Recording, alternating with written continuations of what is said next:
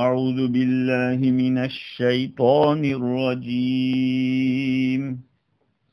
بسم الله الرحمن الرحيم.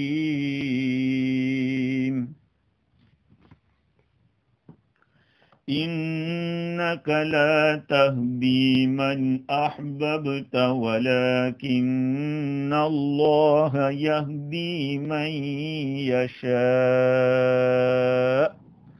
وهو أعلم بالمهتدين. وقالوا إن نتبع الهدى معك نتخطف من أرضنا أولم نمكن لهم حرما آمنا يجبى إليه ثمرات كل شيء رزقا من لدنا ولكن أكثرهم لا يعلمون. وكم أهلكنا من قرية بطرت معيشتها فتلك مساكنهم لم تسكن من بعدهم إلا قليلا وكنا نحن الوارثين. وما كان ربك مهلك القرى حتى يبعث في أمها رسولا يتلو عليهم آياتنا وما كنا مهلك القرى إلا وأهلها ظالمون.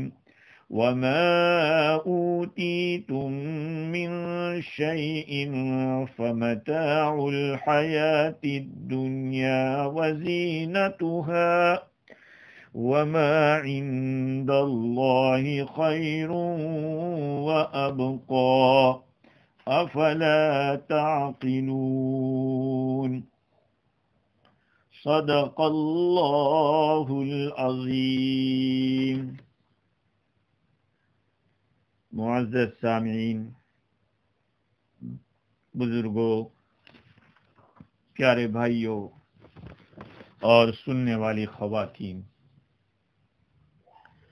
کل گزشتہ ہماری بات یہ چل رہی تھی کہ اہل کتاب ان کو ڈبل ثواب دیا جائے گا، اس لیے کہ وہ اپنے نبی پر بھی ایمان رکھتے تھے اور ہمارے نبی پر بھی۔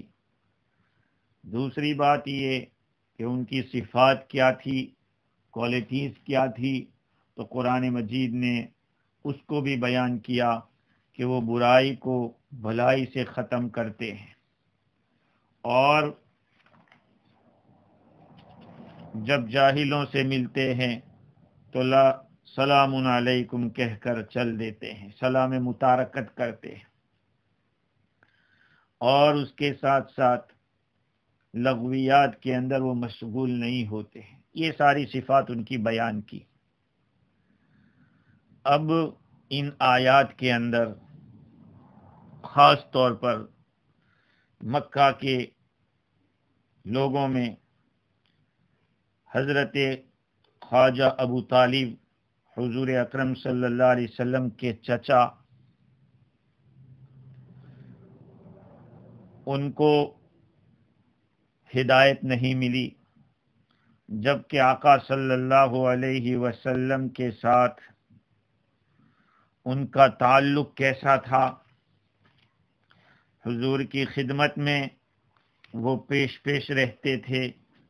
حافظ ابن کثیر رحمۃ اللہ علیہ نے اپنی تفسیر میں لکھا ہے کہ یہ آیت کریمہ حضور صلی اللہ علیہ وسلم کے چچا ابو طالب کے بارے میں نازل ہوئی، اور زجاج نے بھی مسلمانوں کا اتفاق نقل کیا، جس کو امام رازی نے لکھا ہے کہ یہ آیت کریمہ خواجہ ابو طالب کے بارے میں نازل ہوئی، اس پر امت کا اتفاق ہے۔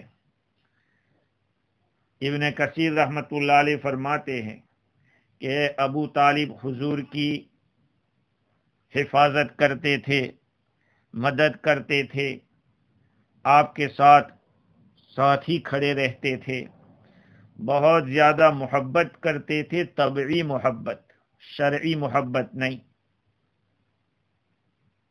لیکن جب خواجہ ابو طالب کی وفات کا وقت ہوتا ہے، حضور اکرم صلی اللہ علیہ وسلم ایمان کی طرف دعوت دیتے ہیں، اسلام میں داخل ہونے کی دعوت دیتے ہیں، لیکن ان کے بارے میں تقدیر غالب آ جاتی ہے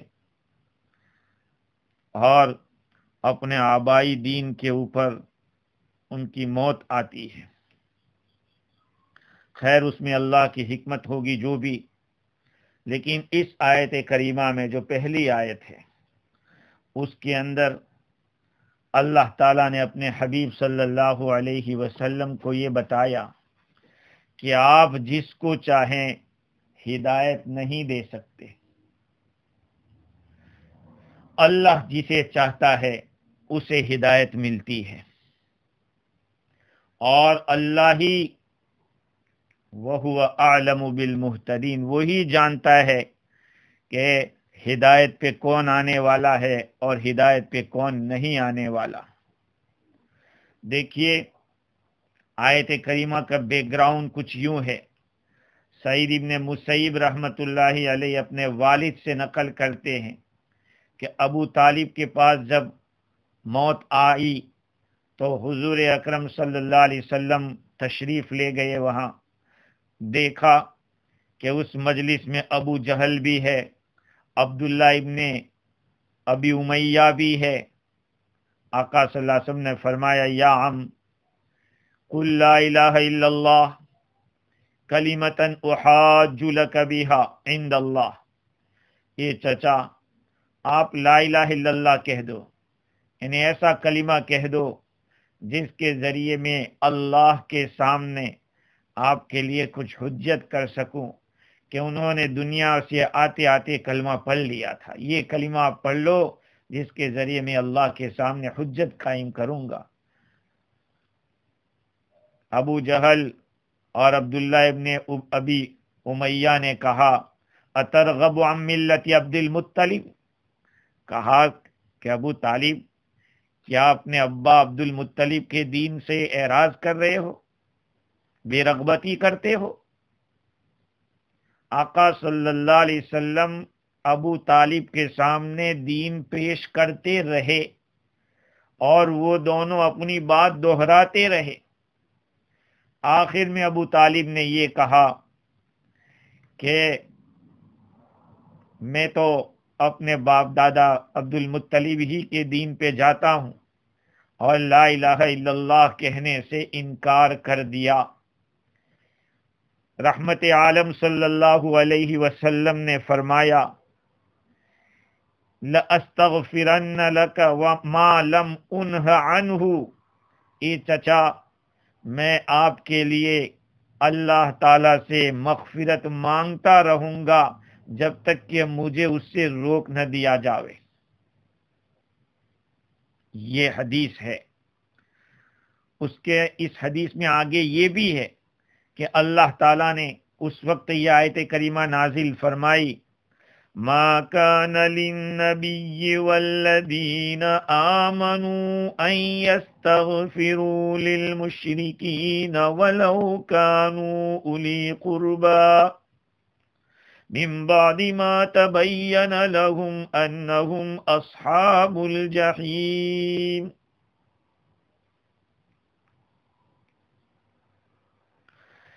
کسی نبی کے لیے آپ صلی اللہ علیہ وسلم کے لیے اور ان لوگوں کے لیے جو آپ پر ایمان لائے، جائز نہیں کہ وہ مشرکین کے لیے استغفار کریں، اگرچہ وہ رشتہ دار ہی کیوں نہ ہو، بعد اس کے کہ یہ کھل کے آ گیا ہے کہ وہ جہنمی ہے، یعنی بغیر ایمان کے دنیا سے گئے ہیں، یہ بات پرفیکٹ ہو گئی، تو اب اجازت نہیں ہے کہ دعائے مغفرت ان کے لیے کرے۔ اسی طرح سے مسلم شریف کی ایک حدیث ہے، حضرت ابو ہریرہ رضی اللہ عنہ روایت کرتے ہیں کہ رسول اللہ صلی اللہ علیہ وسلم نے اپنے چچا ابو طالب سے فرمایا، قل لا الہ الا اللہ اشہد لک یوم القیامہ، اے چچا لا الہ الا اللہ کہہ دو، میں قیامت کے دن آپ کے لیے گواہی دوں گا۔ ابو طالب نے کہا کہ قریش کی عورتوں کی یہ بات نہ ہوتی کہ وہ عار دلائے گی اور یہ کہے گی کہ موت کے ڈر کی وجہ سے اپنے آبائی دین کو چھوڑ دیا، اگر یہ بات نہ ہوتی لَأَقْرَرْتُ بِهَا عَيْنَكَ، میں آپ کی آنکھ کو ٹھنڈی کر دیتا، کلمہ پڑھ کے آپ کی آنکھ کو ٹھنڈی کر دیتا۔ اللہ تعالیٰ نے آیت کریمہ اتاری۔ اور ابو سعید ابن رافع کی روایت، جس کو ابن عساکر اور امام نسائی نے نقل کیا، کہ میں نے عبداللہ ابن عمر رضی اللہ عنہ سے اس آیت کے بارے میں پوچھا کہ یہ آیت ابو جہل اور ابو طالب کے بارے میں نازل ہوئی، تو انہوں نے کہا کہ ہاں۔ تو ابو طالب کے بارے میں زیادہ تر یہ بات مل رہی ہے کہ انہوں نے انکار کیا اس وقت یہ آیت کریمہ نازل ہوئی۔ سوال یہ ہوتا ہے کہ نبی مبعوث ہوتا ہے ہدایت پھیلانے کے لیے، یہاں کہا جا رہا ہے اِنَّكَ لَا تَهْدِي مَنْ أَحْبَبْتَ، اے نبی جی آپ جسے چاہیں ہدایت نہیں دے سکتے، وَلَكِنَّ اللَّهَ يَهْدِي مَن يَشَاءُ، لیکن اللہ جسے چاہتا ہے ہدایت دیتا ہے۔ تو یہاں تو منع کیا جا رہا ہے کہ آپ ہدایت نہیں دے سکتے، اور بھی قرآن مجید میں لَيْسَ عَلَيْكَ هُدَاهُمْ وَلَكِنَّ اللَّهَ يَهْدِي مَن يَشَاءُ، ان کی ہدایت آپ کے ذمے نہیں ہے، لیکن اللہ جسے چاہے ہدایت دیتے ہیں۔ وَمَا أَكْثَرُ النَّاسِ وَلَوْ حَرَصْتَ بِمُؤْمِنِينَ، اور ان میں سے اکثر لوگ ایمان لانے والے نہیں، اگرچہ آپ حرص رکھتے ہو، لالچ رکھتے ہو کہ یہ ایمان میں داخل ہو جاویں، آپ تو بہت چاہتے ہیں۔ تو اب سوال یہ ہوتا ہے کہ قرآن میں ان آیتوں میں تو یہ بتایا جا رہا ہے کہ آپ ہدایت نہیں دے سکتے، جبکہ قرآن مجید کی ایک آیت یہ بتا رہی ہے وَإِنَّكَ لَتَهْدِي إِلَى صِرَاطٍ مُسْتَقِيمٍ، آپ تو سیدھے راستے کی طرف رہنمائی کرتے ہیں۔ اس میں تو ہدایت کرنے کا تذکرہ ہے کہ آپ نبی ہیں، آپ کا کام ہدایت کرنا ہے۔ تو یہ سمجھنا پڑے گا کہ ہدایت کے دو معنی آتے ہیں، ایک تو ہے راستہ بتلانا اور ایک ہے منزل تک پہنچا دینا۔ مثال کے طور پر ایک آدمی کو مارکیٹ جانا ہے تو اس کو راستہ بتلانے کے دو طریقے ہیں، ایک تو یہ ہے کہ اس کو گائیڈ کر دیا جائے کہ آپ سیدھے جائیے، پھر رائٹ میں جائیے، اور پھر آگے بڑھ کے لیفٹ میں جائیں گے، وہاں پہ مارکیٹ ہوگی۔ یہ تو ایک راستہ بتلانا ہوا۔ اور دوسرا طریقہ یہ ہے کہ اس کو اپنے ساتھ لیا، گاڑی میں بٹھایا یا پیدل لے کر گئے، اور جہاں مارکیٹ تھی وہاں جا کے بٹھا دیا کہ یہ ہے مارکیٹ۔ جب ہدایت کے دو معنی سمجھ میں آ گئے تو یہ سمجھنا چاہیے کہ نبی کا کام راستہ بتلانا ہے، ہدایت دے دینا یعنی منزل تک پہنچا دینا، یہ نبی کے بس میں نہیں ہے، نبی کی طاقت نہیں۔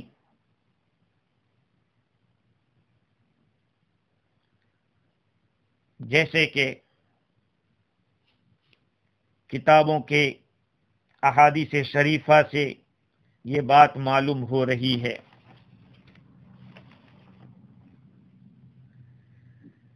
دوسری بات یہ ہے کہ اصل میں جو ہدایت ہے وہ ایک نور ہے جو دل میں ڈالا جاتا ہے اللہ کی طرف سے۔ تفسیر روح البیان کے اندر لکھا ہے کہ ہدایت نام ہے دل کو باطل سے حق کی طرف پلٹ دینا، اللہ کے ماں سوا سے اللہ کی طرف پھیر دینا۔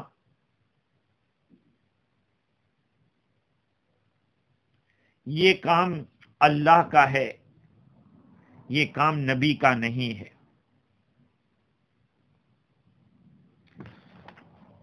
اس آیت کریمہ سے ایک بات یہ بھی معلوم ہوتی ہے کہ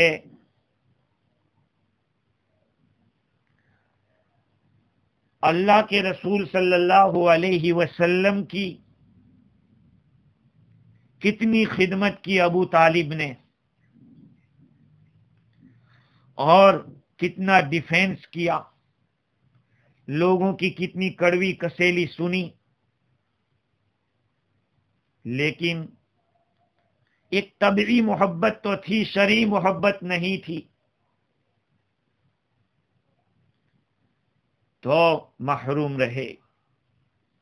آج میرے عزیزو ہمیں اس بات کو سمجھنا ہے، حضور اکرم صلی اللہ علیہ وسلم کی فرمائی ہوئی باتیں،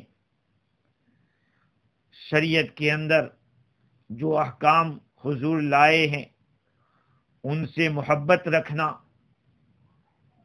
یہ بہت ضروری ہے۔ زبانی محبت کہہ دینا ہمارے عمل میں اور ہمارے قول میں اگر میچنگ نہیں ہو رہی ہے تو ایسے قول و قرار سے کوئی فائدہ نہیں ہوگا۔ حضرت حکیم الامت مولانا اشرف علی تھانوی نور اللہ مرقدہ کے ملفوظات میں یہ بات ملتی ہے کہ بہت سارے لوگ روضہ اقدس کے اوپر حاضر ہوتے ہیں، حضور صلی اللہ علیہ وسلم کے دربار میں مدینۃ المنورہ پہنچتے ہیں، آنکھوں سے آنسو بہہ رہے ہیں، چہرے پہ دھاری نہیں ہے، شریعت کے خلاف لباس پہنا ہوا ہے، پائجامہ ٹخنوں سے لٹکا ہوا ہے، اور غیروں کا پورا طریقہ اور حلیہ بنا کے ہے۔ فرماتے ہیں کہ ایسے رونے کی حضور کی یہاں کوئی ضرورت نہیں ہے، اصل تو حضور کی لائی ہوئی باتوں پر عمل کرنا اور اس پہ چلنا، ورنہ اللہ معاف کرے آج کے مسلمان، ابھی میں کسی کا انٹرویو کچھ دنوں پہلے سن رہا تھا، تو ایک مسلمان سے ایک غیر مسلم نے پوچھا کہ بھائی کچھ دنوں پہلے تو آپ ماشاءاللہ بڑی اچھی داڑھی میں دکھ رہے تھے، آج داڑھی آپ نہیں رکھی؟ کہا کہ جنگلی لگ رہا تھا داڑھی میں، اس لیے میں نے نکال لی۔ یاد رکھیں اس بات کو، فقہ کی کتابوں میں لکھا ہے داڑھی کا مذاق کفر ہے، داڑھی کا مذاق کفر ہے۔ حضور اکرم صلی اللہ علیہ وسلم نے ایک مشت کے برابر داڑھی رکھی ہے، اور چاروں اماموں میں سے کسی بھی امام نے ایک مشت سے کم ہونے کی صورت میں کاٹنے کی اجازت نہیں دی ہے۔ اس لیے اس کو اچھی طرح سے یاد رکھیں۔ ابو طالب نے اتنی محبت کی، اتنی خدمت کی، اتنا ڈیفینس کیا اور اتنا کچھ کیا دنیا کے اعتبار سے، آپ کو ایک طبعی محبت تھی، رشتہ دار ہونے کی بنیاد پر محبت تھی، لیکن یہ محبت جہنم سے نہیں بچائے گی۔ حدیث شریف میں آتا ہے آقا صلی اللہ علیہ وسلم کی ان خدمتوں کا فائدہ ان کو یہ ہوا کہ جہنم کے عذاب میں تخفیف تو ہوئی، ان کے پاؤں میں جہنم کی آگ کی جوتیاں پہنائی گئی ہے۔ جس سے پورا سر کھولتا ہے۔ ایمان بنیادی چیز ہے۔ ایمان کا مطلب آپ صلی اللہ علیہ وسلم جتنی باتوں کو لائے ان کو دل سے ماننا، زبان سے اس کا اقرار کرنا کہ ہاں یہ سب سچ ہے، یہ ہے ایمان۔ اب سوال یہ ہوتا ہے کہ اللہ ہدایت دے سکتے ہیں، اللہ کے نبی نہیں دے سکتے، ایسا کیوں؟ اس کا بھی جواب دیا کچھ لوگوں نے، جیسے کہ تفسیر روح البیان میں تعویلات نجمیہ کے حوالے سے لکھا ہے کہ اصل میں جو ہدایت ہے وہ ایک عبودیت کا دروازہ ربوبیت کی عالم ربوبیت کی طرف کھولنے کا نام ہے۔ دکھائے کہ انسان کے اندر دو دروازے ہوتے ہیں، انسان بندے کے دل کے اندر دو دروازے ہوتے ہیں۔ ایک نفس کا دروازہ ہے، نفس کی طرف ایک دروازہ ہے، وہ ہمیشہ کھلا رہتا ہے۔ جسم کے اندر نفس کی طرف ایک دروازہ کھلا ہوا ہے، وہ ہمیشہ کھلا رہتا ہے۔ اور ایک دروازہ روح کا جو اللہ کی طرف ہے، وہ بند ہے، وہ اللہ کی ذات کے سوا اس کو کوئی کھول نہیں سکتا۔ یہ اللہ ہی کی قدرت کی بات ہے کہ وہ جسے ہدایت دے گا، جس کے دل میں ڈالے گا، وہی ایمان میں آئے گا، اور جس کو نہیں چاہے گا وہ ایمان میں نہیں آئے گا۔ یہ آیت کریمہ انک لا تہدی من احببت ولکن اللہ یہدی من یشاء، جبریل امین حضور اکرم صلی اللہ علیہ وسلم کی خدمت میں جب حاضر ہوتے تھے تو کوئی وحی سن نہیں سکتا تھا کہ کیا پڑھا جا رہا ہے، کیا سنایا جا رہا ہے۔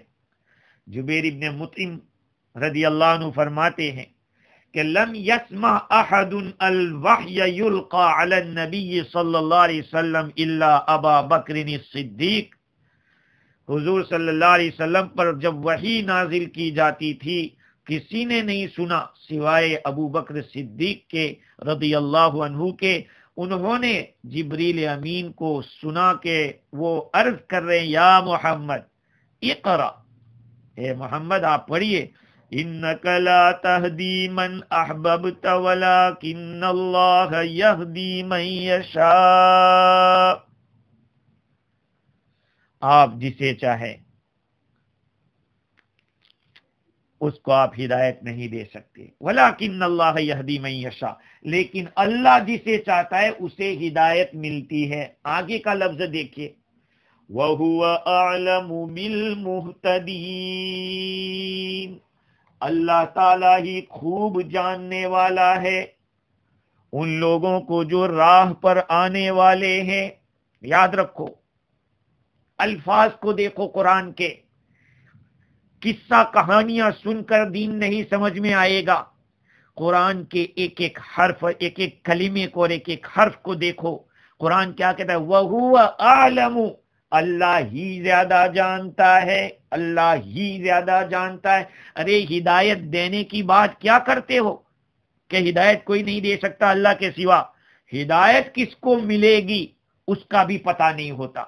کسی کو راستے پہ لانے کا اختیار تو کیا ہوتا، اس کا علم بھی نہیں ہوتا کہ کون راستے پر آنے والا ہے یا کس میں آنے کی استعداد و صلاحیت ہے۔ بہرحال اس آیت کریمہ میں حضور صلی اللہ علیہ وسلم کو تسلی فرما دی کہ آپ جاہلوں کی لغو گوئی اور معاندانہ شور و شغب یا اپنے خاص رشتہ دار کے اسلام نہ لانے سے غمگین نہ ہو، جس قدر آپ کا فرض ہے ادا کیے جائے۔ آپ کا کام ہے پہنچا دینا، لوگوں کی استعداد مختلف ہوتی ہے اور اللہ ہی کے علم و اختیار میں ہے۔ میں اس پہ دلیل بتلا سکتا ہوں۔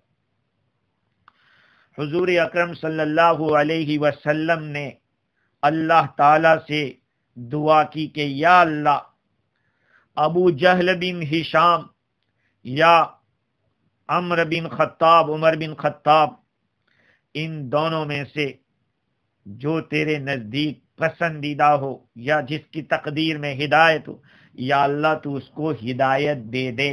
حضور کو پتہ نہیں کہ ان دونوں میں سے کس کو ہدایت ملنے والی ہے۔ حضور نے دو نام دیے تھے اللہ کے دربار میں کہ یا اللہ ان دو میں سے۔ دوسرے دن عمر ابن خطاب تو نکلے تھے کس غرض سے؟ میرے اور آپ کے آقا کو قتل کرنے کی نیت سے، لیکن ان کی تقدیر میں ہدایت تھی تو وہ ہدایت لے کے آئے۔ تو ہدایت دینا کیا، ہدایت کس کو ملے گی اس کا بھی پتہ نہیں، یہ تو اللہ جانتا ہے۔ وَهُوَ أَعْلَمُ بِالْمُهْتَدِينَ، اللہ زیادہ جانتا ہے کہ کس کو ہدایت ملنے والی ہے۔ اس لیے میرے عزیزو، ایک کام تو ہمیں یہ کرنا ہے کہ اللہ نے ہمیں جو ایمان دیا ہے، دین دیا ہے، ہدایت دی ہے، اس ہدایت کے باقی رہنے کی دعا کرے کہ یا اللہ موت تک اس کو باقی رکھنا۔ ہمارے حضرت الاستاد مولانا سید ابرار احمد صاحب نور اللہ مرقدہ ایک بات فرماتے تھے، جو ان کے بہنوئی حضرت حکیم فخر الدین رحمت اللہ علیہ دعا میں یہ فرمایا کہا کرتے تھے اللہ تعالیٰ سے کہ یا اللہ جیسے آپ نے ایمان دے کر احسان فرمایا ہے، ہم اس ایمان کو آپ کے پاس بطور امانت کے رکھتے ہیں، آپ اس کی حفاظت فرمائیں۔ تو یہ تو کام کرنا ہے کہ اللہ تعالیٰ نے جو ہدایت دی ہے، دین دیا ہے، اس پہ اللہ کا شکر ادا کرے، اور دوسرا یہ کہ اس کے تقاضوں کے اوپر چلتے رہے۔ شریعت ہم سے کیا چاہتی ہے؟ میرے بھائیوں، بہت ہو گیا، ہم دنیا کے پیچھے بہت بھاگے، لیکن اس کورونا نے بتلا دیا ہے سب کو کہ دیکھو یہ تجربے سے اور ایکسپیرینس سے پتہ چل گیا، اسباب سے کچھ ہونے والا نہیں ہے، مسبب الاسباب سے تعلق پیدا کرو۔ اسباب اسباب ہیں، اس سے کوئی روکتا نہیں ہے، لیکن ان اسباب کے چکر میں جو اسباب پیدا کرنے والا ہے اس کو مت بھولو۔ دنیا کے پاس جن کے پاس اربوں خربوں ڈالر تھے اور کتنے لوگ تھے، کسی کو بچا نہیں سکے اس کورونا کے اندر۔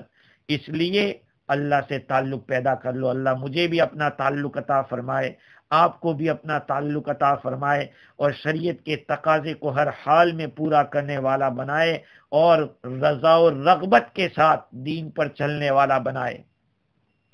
خیر، آگے کی جو آیت ہے اس میں کفار مکہ میں سے کچھ لوگوں نے بہانے نکالے تھے جب ان کو ایمان کی دعوت دی تھی، ان کے اس بہانے کو قرآن یہاں بیان کر رہا ہے۔ وَقَالُوا إِن نَّتَّبِعِ الْهُدَى مَعَكَ نُتَخَطَّفْ مِنْ أَرْضِنَا، اور یہ لوگ کہتے ہیں کہ اگر ہم آپ کے ساتھ ہو کر ہدایت پر چلنے لگیں، ہم آپ کے ساتھ ہدایت کا اتباع کرنے لگیں، تو ہمیں اپنے گھروں سے مار کر نکال دیا جائے گا، ہم کو بے وطن کر دیا جائے گا۔ دیکھو یہ لوگ یوں کہتے تھے کہ اگر ہم مسلمان ہو جائیں گے، اگر دین پر آ جائیں گے تو کیا ہوگا؟ ہوگا یہ کہ گھر سے نکال دیں گے کہ جاؤ تم نے دوسرا دین قبول کیا، اب تمہیں گھر کے اندر رہنے کی اجازت نہیں ہے، اور عرب حضرات قتل کر دیں گے۔ اصل میں ایمان نہ لانے کا بعض لوگوں کا بہانہ، ایک تو بے وطنی کی مذرت کے بے وطن ہو جائیں گے، اور معاش کی پریشانی، گھر سے نکالیں گے تو کھانا کیا کھائیں گے، کیسے جئیں گے، یہ ایک بہانہ تھا۔ تفسیر کی اکثر کتابوں کے اندر یہ روایت نقل کی ہے کہ حارث ابن عامر بن نوفل بن عبد مناف نے اللہ کے رسول صلی اللہ علیہ وسلم سے عرض کیا، اِنَّا لَنَعْلَمُ أَنَّ الَّذِي تَقُولُهُ حَقٌّ، کہ آپ جو کچھ بھی بیان کر رہے ہیں ہم جانتے ہیں کہ وہ سچی بات ہے، آپ جو کچھ بھی لائے ہیں دین، قرآن جو کچھ سناتے ہیں وہ سب سچ ہے، ہم مانتے ہیں، جانتے ہیں، لیکن یمنعنا من ذالک تخطفنا من ارضنا، لیکن ہمیں یہ ڈر رہتا ہے کہ ہم اگر آپ کی بات مان لیں گے تو ہم اپنے گھروں سے اچک لیے جائیں گے، نکال دیے جائیں گے۔ تخطف کے معنی ہے تیزی سے کسی کو پکڑ لینا، ہم کو گھر سے نکال دیا جائے گا۔ اللہ تعالیٰ نے ان کے جواب دیے ہیں۔ زمانے جاہلیت کے اندر عرب لوگ پہلے حملہ کرتے تھے رات کے وقت، کسی نہ کسی کے اوپر کوئی کسی کو قتل کر دیتا تھا، اس لیے یہ ڈر رہتا تھا ان کو۔ اللہ تعالیٰ نے اس کا جواب دیا، اولم یمکن لهم حرما آمنا یجبى الیہ ثمرات کل شیء رزقا من لدنا ولكن اکثرهم لا يعلمون۔ کیا ہم نے ان کو امن و امان والے حرم میں جگہ نہیں دی؟ کیا ہم نے ان کو حرم کے اندر، اور وہ بھی کیسا حرم؟ امن والا، ایسے حرم میں ہم نے ان کو جگہ دی ہے۔ ایک بات۔ دوسری بات، یجبا الیہ ثمرات کل شیء، جہاں پر ہر قسم کے، ہر چیز کے پھل کھینچے چلے آتے ہیں ہماری طرف سے، من لدنا، ہماری طرف سے ہی تو آتے ہیں، ہماری قدرت سے، ہماری رزاقی سے آتے ہیں۔ وَلَكِنَّ أَكْثَرَهُمْ لَا يَعْلَمُونَ، لیکن ان میں سے اکثر لوگ نہیں سمجھتے۔ یحییٰ بن سلام فرماتے ہیں کہ اللہ تعالیٰ اس آیت میں یہ فرما رہے ہیں کہ تم لوگ میرے حرم میں امن کے ساتھ ہو، تم میرا رزق کھا رہے ہو اور میرے علاوہ کی عبادت کرتے ہو۔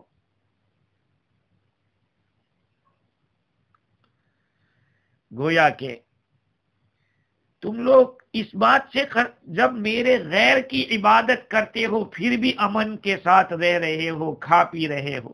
اگر تم میری عبادت کرنے پہ آ جاؤ گے، مجھ پہ ایمان لے آؤ گے، تو کیا یہ خطرہ رہے گا؟ جب میرا نہیں مانتے اور میں نے تم لوگوں کو امن دے رکھا ہے، چین اور سکون دے رکھا ہے، اگر تم میرے ماننے پہ آ جاؤ گے تو پھر تمہارا کیا حال ہوگا؟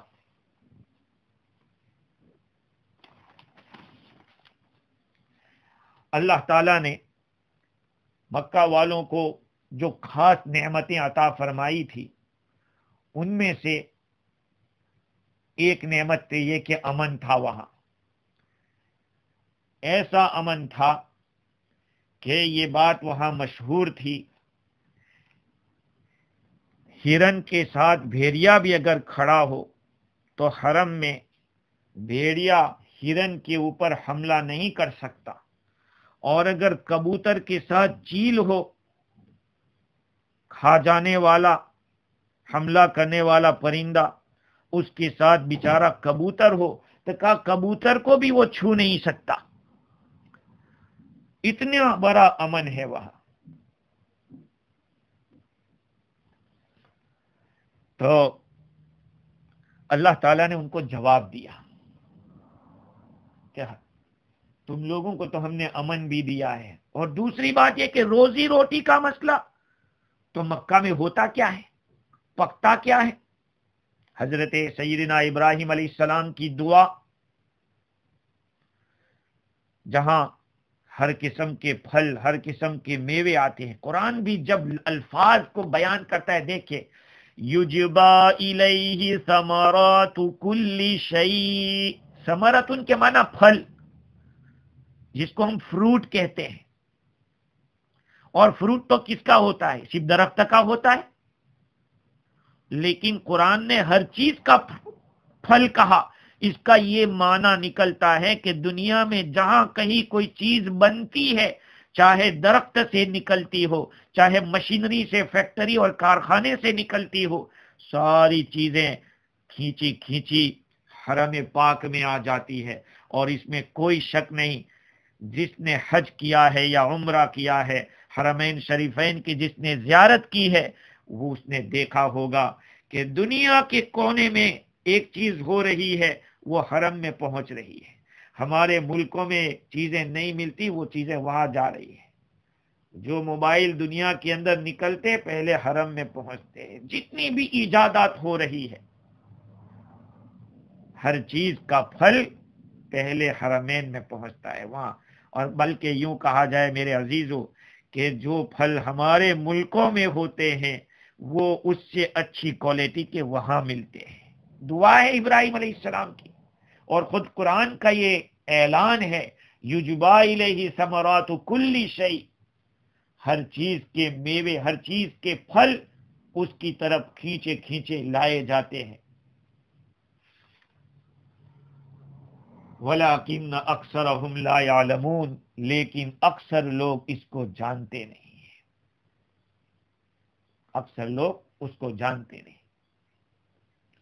پہلا جواب ہوا جو انہوں نے کہا تھا کہ ہم لوگوں کو اچک لیا جائے گا، تو کہا تم کو تو امن کے ساتھ حرم میں رکھا ہے، اور اگر یہی بات ہوتی تو جو ایمان والے ہیں وہ کیسے محفوظ ہیں؟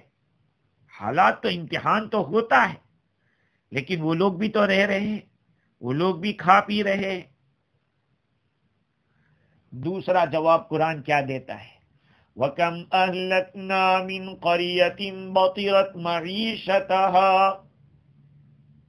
اور کتنی بستیوں کو ہم نے برباد کر دیا، ہلاک کر دیا، جو کہ اپنی معیشت پر اتراتی تھی۔ فَتِلْكَ مَسَاكِنُهُمْ لَمْ تُسْكَنْ مِنْ بَعْدِهِمْ إِلَّا قَلِيلًا، یہ رہے ان کے گھر، ان کے بعد یہ آباد نہیں ہوئے مگر تھوڑے۔ وَكُنَّا نَحْنُ الْوَارِثِينَ، اور ہم ہی اس کے مالک ہونے والے ہیں، سب کچھ ہمارے پاس ہی آنے والا ہے۔ یہ دوسرا جواب ہے، ان کا جو سوال تھا اس کا یہ دوسرا جواب ہے۔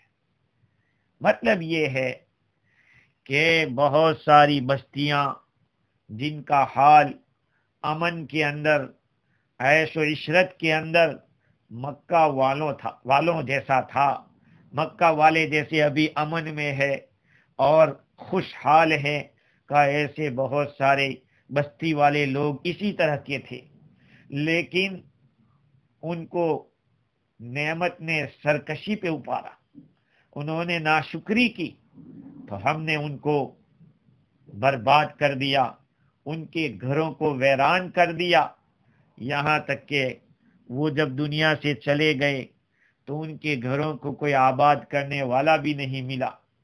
ان کے گھروں میں کوئی رہتا ہے تو تھوڑا کچھ مسافر وہاں سے گزر رہا ہے، راستے سے پار ہونے والا ہے، ایک دن یا کچھ دیر کے لیے رک گیا۔ یا دوسرا مطلب یہ بھی علماء نے لکھا ہے کہ جن بستی والوں کو ہلاک کر دیا ان کے گناہوں کی نحوست ایسی رہی کہ اس کا اثر ان کے گھروں میں بھی باقی رہ گیا۔ جو کوئی ان گھروں میں جاتا بھی ہے تو تھوڑے وقت میں نکل جاتا ہے۔ لہذا جیسے ان بستی والوں نے اللہ اور اس کے رسول کی نہیں مانی، لوگوں سے ڈرے، اپنے کفر اور نافرمانی سے نہیں ڈرے کہ اللہ کی پکڑ آ سکتی ہے، اور اللہ کی پکڑ آئی تو کسی چیز نے ان کو نفع نہیں دیا، تو یہ مکہ والو تم بھی سمجھ لو کہ جیسے ان بستیوں کو ہم نے برباد کیا تھا تم بھی برباد ہو سکتے ہو۔ شیخ عبد الواحد کا ایک واقعہ، شیخ عبد الواحد کے حوالے سے تفسیر روح البیان میں ایک واقعہ لکھا ہے، فرماتے ہیں کہ ہم نے ایک جزیرے کے اندر ایک آدمی کو دیکھا جو بتوں کی پوجا کر رہا تھا، تو ہم نے اس سے کہا کہ بھائی جن بتوں کی آپ پوجا کر رہے ہیں وہ نہ تو آپ کو نقصان پہنچا سکتے ہیں نہ نفع پہنچا سکتے ہیں۔ لہذا اللہ کی عبادت کرو جو نفع کا بھی مالک ہے اور نقصان کا بھی مالک ہے۔ اس نے کہا کہ ملا، اللہ کیا ہے؟ اللہ کیا ہے؟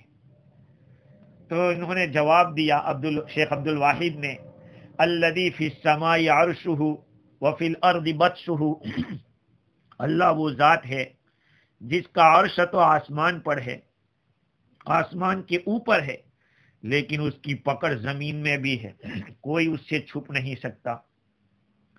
اس آدمی نے پوچھا کہ یہ بات آپ کو کیسے معلوم ہوئی؟ اتنی بڑی بات کہ عرش ہے آسمان پہ اور اس کی پکڑ زمین پہ ہے۔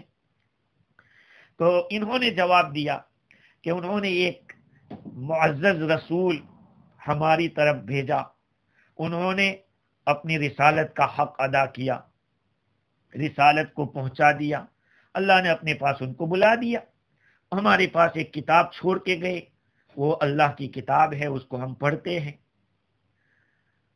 تو پھر اس کے سامنے ایک سورت کی تلاوت کی، یہ تلاوت کرتے جا رہے تھے، وہ آدمی روتا جا رہا تھا، یہاں تک کہ وہ اسلام میں داخل ہو گیا۔ شیخ عبد الواحد فرماتے ہیں کہ ہم نے ان کو قرآن کا کچھ حصہ سکھا دیا، جب رات کا وقت ہوا ہم سب بستر پر لیٹ گئے تو یہ سوتا نہیں ہے۔ مقام عبادان پہ ہم پہنچے تو ہم نے کچھ مال جمع کیا، کھانا پینا اس کے لیے، تاکہ اس پر خرچ کریں۔ اس نے یہ کہا، ایک ایسا عجیب جملہ کہا، هو لم يزيعنا حين كنت اعبد الصنم فكيف يزيعني واذا الان قد عرفته، کہ جب میں بتوں کی پوجا کرتا تھا اس نے مجھے ضائع نہیں کیا، اس نے مجھے برباد نہیں ہونے دیا، پھر کیسے وہ مجھے برباد کرے گا جبکہ میں نے اس کو پہچان لیا ہے؟ اب تو میں اس کو پہچاننے لگا ہوں، میں اس اللہ کو جانتا ہوں۔ شاعر کیا کہتا ہے فارسی میں، محالست چوں دوست دارت ترا، محالست چوں دوست دارت ترا،